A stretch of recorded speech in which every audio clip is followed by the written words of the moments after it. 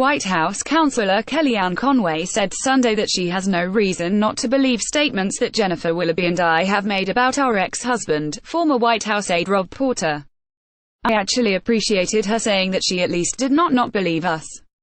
But I was dismayed when Conway, appearing on CNN's State of the Union, went on to say that she does not fear for White House Communications Director Hicks, who has reportedly been dating Porter.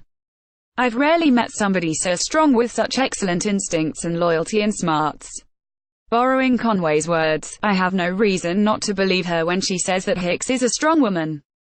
But her statement implies that those who have been in abusive relationships are not strong. I beg to differ. Recognizing and surviving in an abusive relationship takes strength. The abuse can be terrifying, life-threatening and almost constant. Or it can ebb and flow, with no violence for long periods. It's often the subtler forms of abuse that inflict serious, persistent damage while making it hard for the victim to see the situation clearly. Me, living in constant fear of Rob's anger and being subjected to his degrading tirades for years chipped away at my independence and sense of self-worth. I walked away from that relationship a shell of the person I was when I went into it, but it took me a long time to realize the toll that his behavior was taking on me.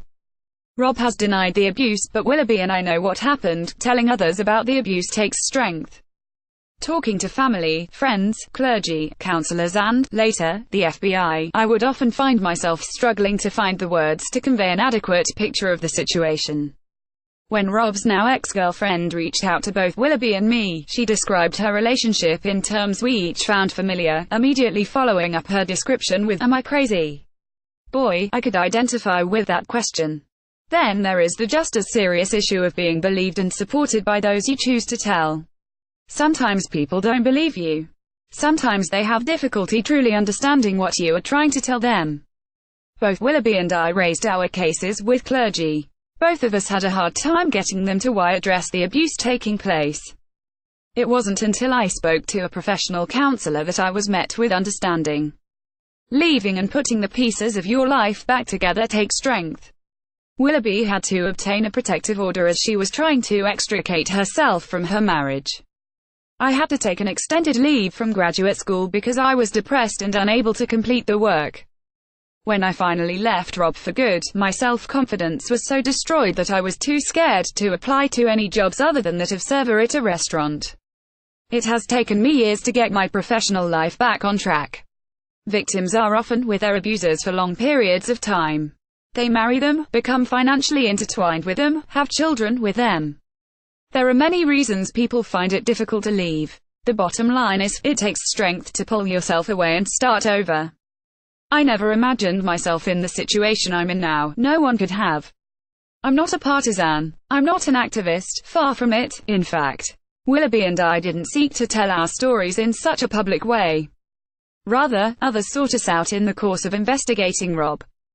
I also never imagined I would be in an abusive relationship. Being strong, with excellent instincts and loyalty and smarts does not inoculate a person against abuse.